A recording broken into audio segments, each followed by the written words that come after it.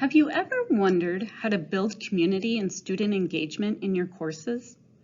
Have you heard others talking about the importance of community and find yourself wondering, what's the big deal?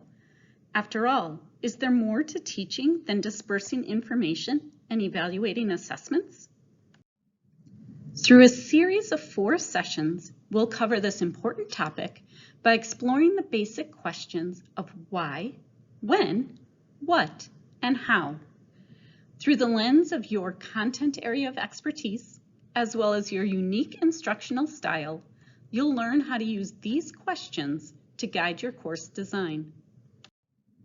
And while each session will focus on a specific question, by attending all 4, you'll have the opportunity to meet the following objectives.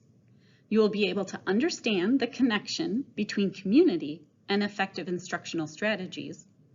You'll be able to evaluate considerations for both synchronous and asynchronous student engagement activities.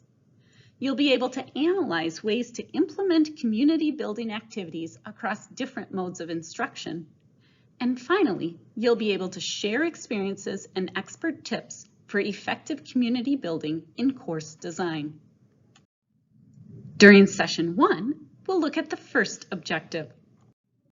We'll share what it means to understand the connection between community and effective instructional strategies. During this session, we'll cover the Community of Inquiry framework, which looks at our teaching, cognitive, and social presence. Teaching presence provides content and enables the learner to productively organize what's been presented.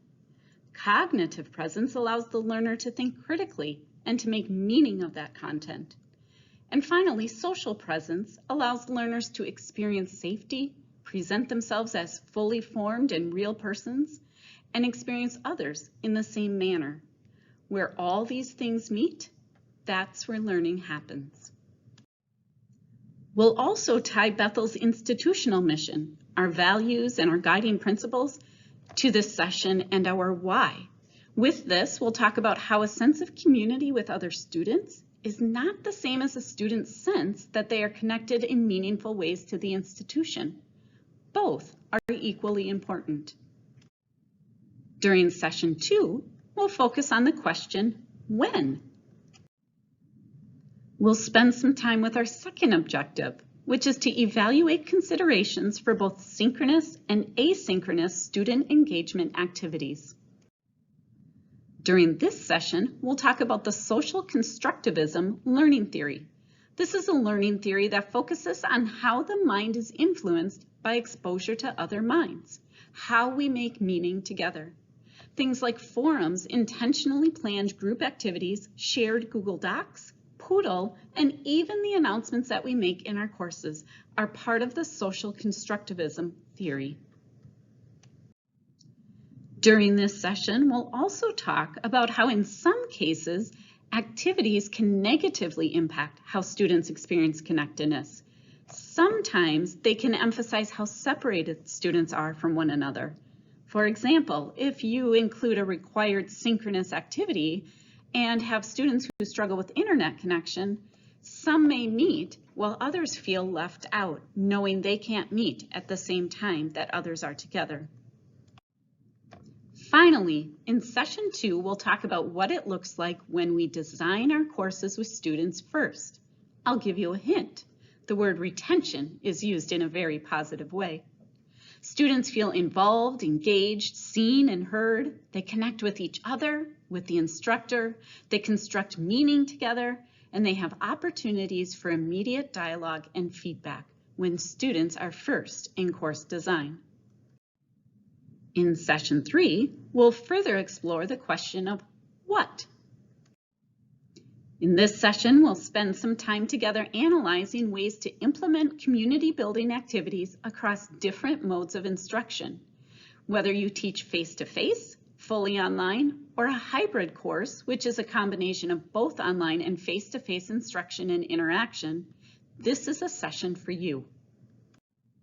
During this session, we'll focus on the equivalency theory, This is a learning theory that emphasizes that learning designs do not have to be identical over various modes in order to provide equivalent learning experiences for students.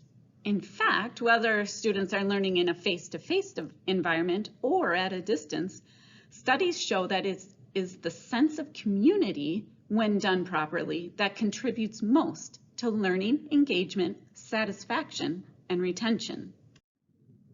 As we further explore our third objective, we'll talk about what you might need to consider as you build a group assignment, lecture, role play, have skills practice, get to know you activities, whole class feedback in your course, and what some of the logistics are for complex course activities and projects. Finally, during session 4, we'll cover the question of how.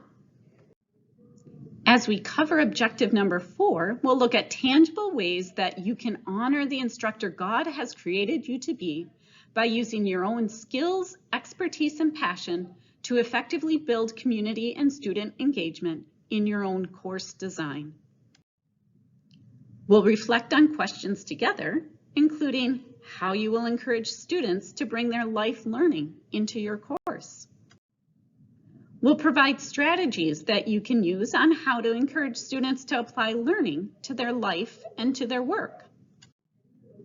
We'll also spend some time talking about different learning styles and how you can implement a variety of learning methods to engage students who come with different learning styles in your course content, activities, and assessment.